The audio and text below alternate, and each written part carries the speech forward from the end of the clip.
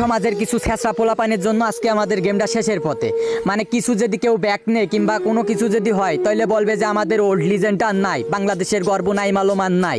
ভাই কোন কারণে নাই? বিটুকে বিএনএল আর নাই, মানে আমাদের মাঝে নাই। যে ওল্ড ক্রিয়েটর ছিল তারা নাই, সবাই গেম থেকে লিভ নেছে। কিসের জন্য লিভ নেছে জানিস?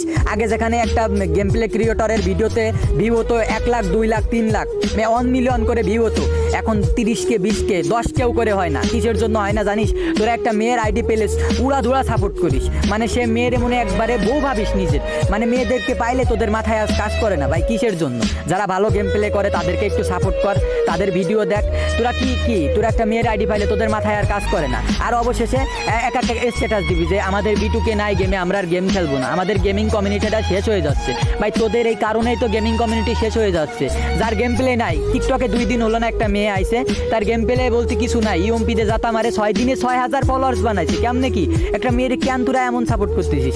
আবার যদি কেউ গেমিং কমিউনিটি থেকে লিভ নেই তখন বলবি আমাদের ওল্ড লিজেন্ড ব্যাক নিছে, আমরা আর গেমটা আর খেলবো না। ভাই তোদের মতো বেদব পোলাপানের জন্য আজকে গেমিং কমিউনিটিটা শেষ।